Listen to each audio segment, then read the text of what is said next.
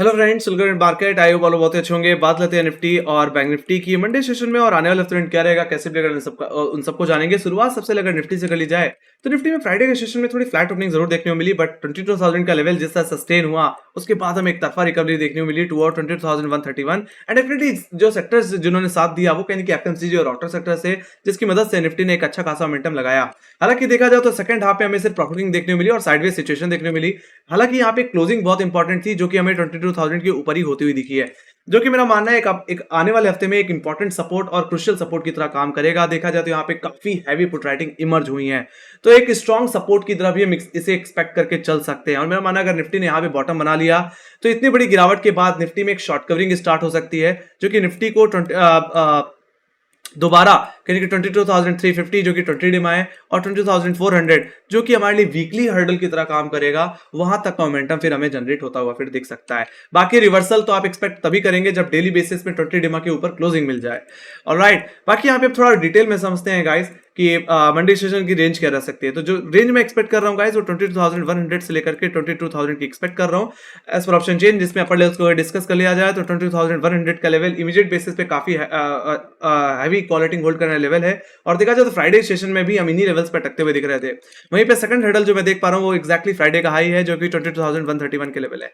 हालांकि देखा जाए तो अगर निफ्टी फ्लैट ओपन हो जाता है, हालांकि एक्सपेक्टेशन तो कम है, मेरा मानना है कि गैप अप भी हो सकता है। बाकी फिर भी अगर फ्लैट ओपनिंग देखने मिले तो आपके लिए ये जोन फर्स्ट टाइम में तो सेल जोन की तरह ही काम करेगा। ऐसे सिचुएशन में निफ्टी में रिजेक्शन प्ले कर सकते हैं आप, अगर 22,100 रुपए के आसपास अगर रैली फेल होती हुई दिखे, ऐसे सिचुएशन में आप डाउन मूव प्ले कर सकते हैं टुवर्ड 22,000 के लेवल्स, जो कि एक मेजर प्रोट्रैक्टर का लेवल है, और वहां से वापस आप रिकवरी को प्ले कर सकते हैं एक रेंज के अंदर। बाकी सिंपल सी बात है, अगर निफ्टी 22,000 गैप अप के साथ खुल रहा है और 22,131 रुपए के ऊपर सस्टेन कर रहा है 10 से 15 मिनट, तो मेरा मानना है फिर एक शॉर्ट कवरिंग स्टार्ट हो सकती है।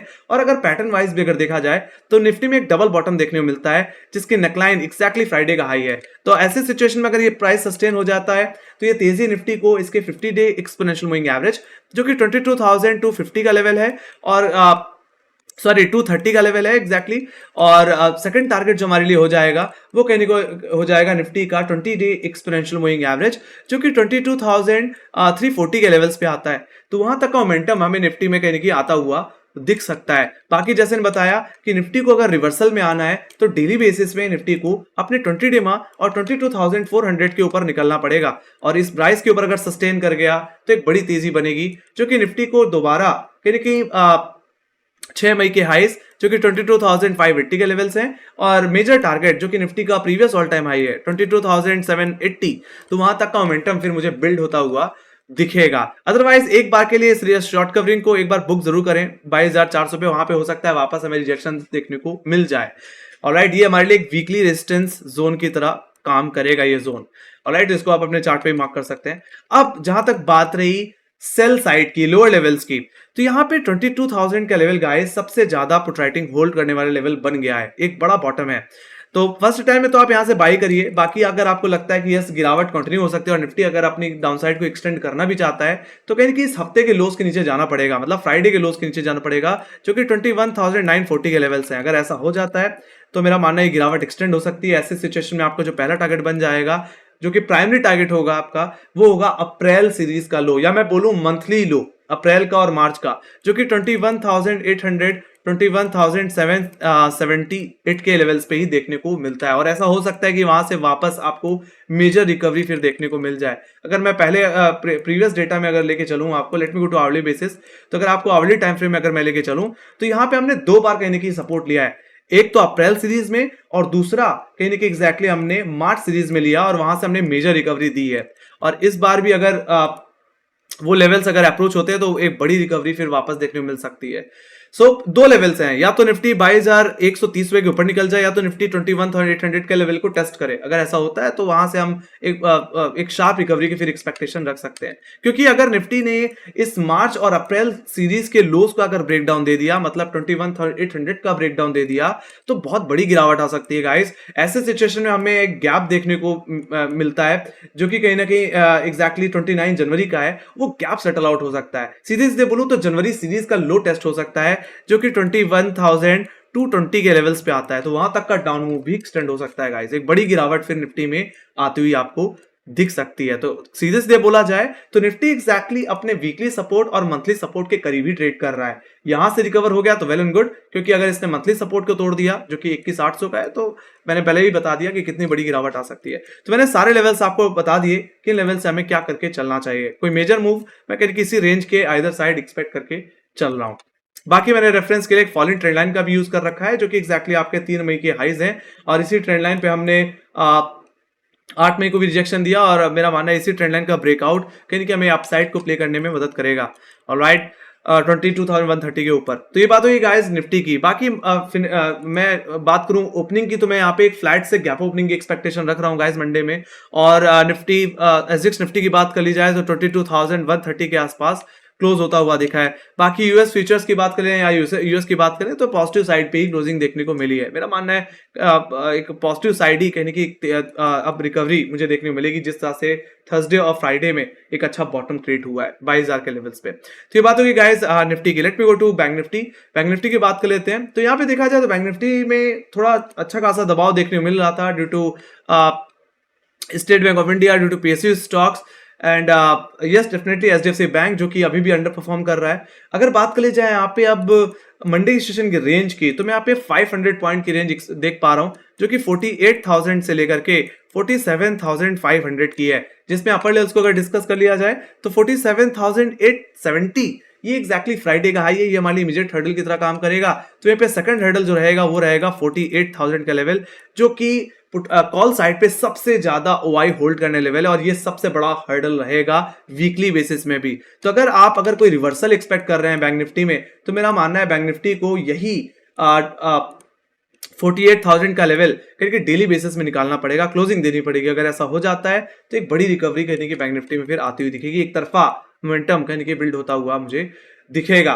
बाकी अगर डेली क्लोजिंग मिल गई तो ऐसे हिसाब से पहला टारगेट जो रहेगा वो रहेगा 48,262 का लेवल, जो कि निफ्टी बैंक का 20 और 10 है एग्जैक्टली, और ये एग्जैक्टली हाई भी है 9 मई का।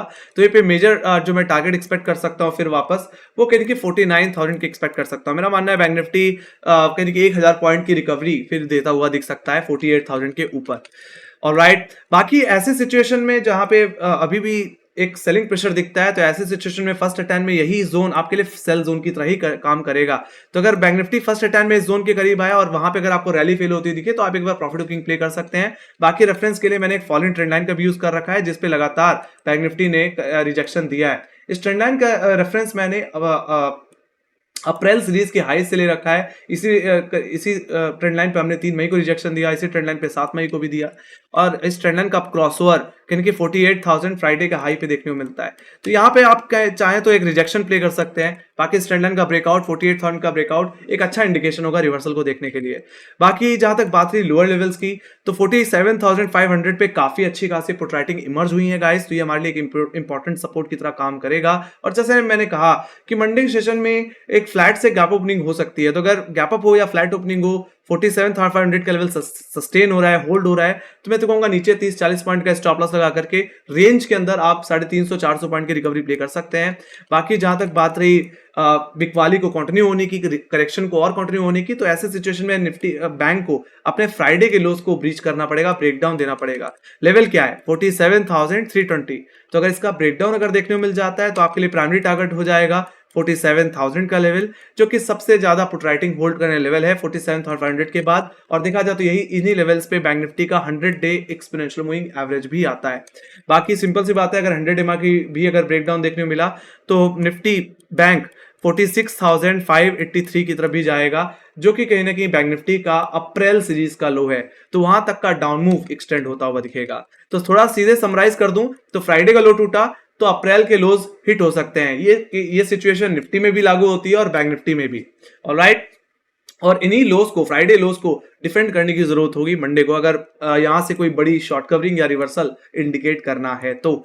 बाकी जो मैंने ये रेंज बताई आप लोगों को, इस रेंज के अंदर आप लेवल बेस्ड ट्रेडिंग करके चल सकते हैं। ऑलराइट, मेजर मूव या तो 48,000 के ऊपर आएगा या तो फ्राइडे के लोज के नीचे आएगा। ये चीज निफ्टी बैंक निफ्टी दोनों में लागू होगी। तो ये बात हुई गाइस निफ्टी और बैंक निफ्टी की। Let me go to FIIs and DIIs का डेटा। तो यहाँ पे डेटा को भी अगर देख लिया जाए, तो ओवरऑल देखें तो 4-5 दिन की लगातार मंदी के बाद अब कहीं ना कहीं नेट नेट हमें बाइंग देखने को मिल रही है, इंडिकेट होती हुई दिख रही है फ्राइडे के सेशन में, जहां पे 592 करोड़ की नेट नेट खरीदारी देखने को मिली, जिसमें एफआईज की अगर बात कर ली जाए तो एफआईज अभी भी लगातार बेच रहे हैं। तो ये कहीं ना कहीं नियर टर्म में एक बड़ी प्रॉब्लम है। बाकी डीआईज की बात की जाए तो अभी तक बाजार को अगर कोई ज्यादा बड़ी गिरावट से बचा रहा है तो सिर्फ डीआईज ही है। इनकी बात की जाए तो इन्होंने 10 मई को कहने की 2700 करोड़ की कहने की खरीदारी की है।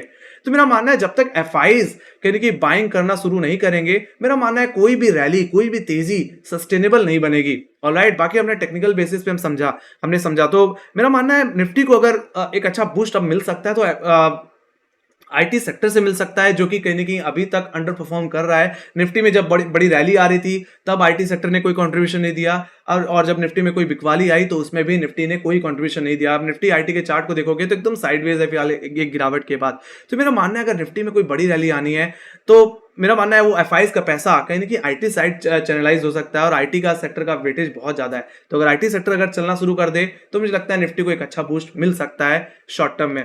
ऑलराइट, तो ये बात हुई गाइस निफ्टी और बैंक निफ्टी की। आई होप आप लोग मेरी एनालिसिस पसंद आई हो, तो make sure guys like share subscribe बता देना। अगर आपको कोई फीडबैक है या कोई सजेशन है या कोई क्वेश्चन है तो प्लीज कमेंट सेक्शन में लिख के जरूर बताइए। बाकी हमें फॉलो कर सकते हैं इंस्टाग्राम, ट्विटर, फेसबुक और टेलीग्राम पे, जहां पे मार्केट से रिलेटेड अपडेट्स हम लाते रहते हैं। लिंक्स आपको डिस्क्रिप्शन बॉक्स में मिल जाएगी। इसी के साथ thank you very much for watching. Bye guys, see you next video, take care guys, love you, bye bye.